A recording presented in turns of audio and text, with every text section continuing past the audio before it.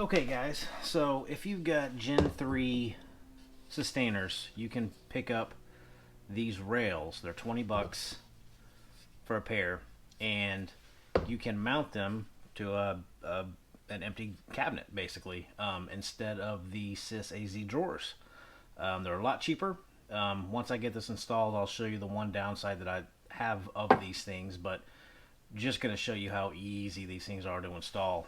So if you got a rack of them, the bottom one I built up a quarter of an inch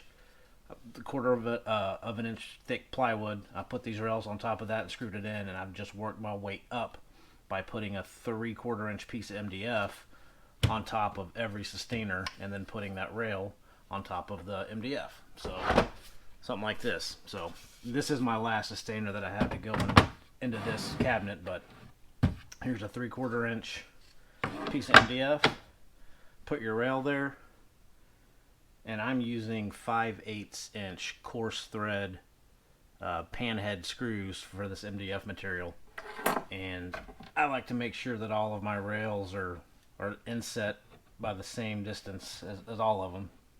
So I've got my pre-measured distance there, and then you just take your screw,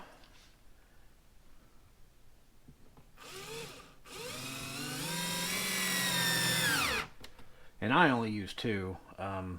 You can put 4 in, but I don't plan on using that much weight.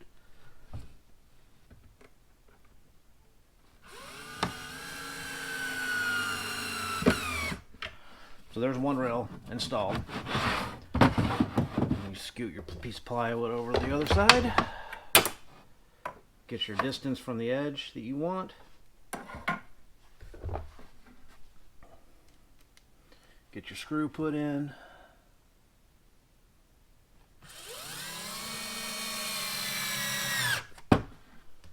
One more to go.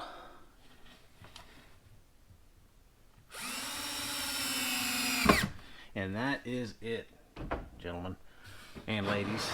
That is how you install these rails. So I'm going to grab my new Gen 3 Sys 137. And that's in now. So the only bad thing with these new rails is that it only pulls out that far. So you cannot access it if there's another Systainer on top of it.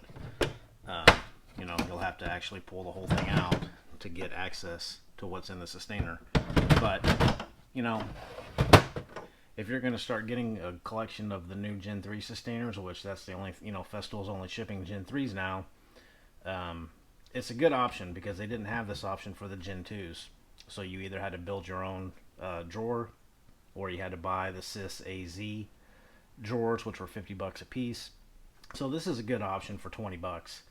And you know, they're nice. I just don't like the fact that you can't get into the Systainer if there's another Systainer on top of it. But I mean, that took me what, less than a minute to install it. So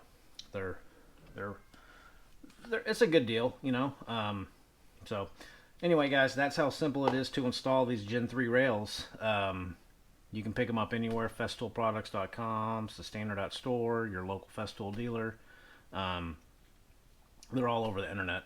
So, and actually, I think they're running a deal now. I think you can get 4 pair for 40 bucks right now. Of course, that price is going to go up here in the next probably couple of weeks, but that's a pretty good deal if you plan on getting a lot of Gen 3 Systainers. And just so you guys know, I got some measurements here.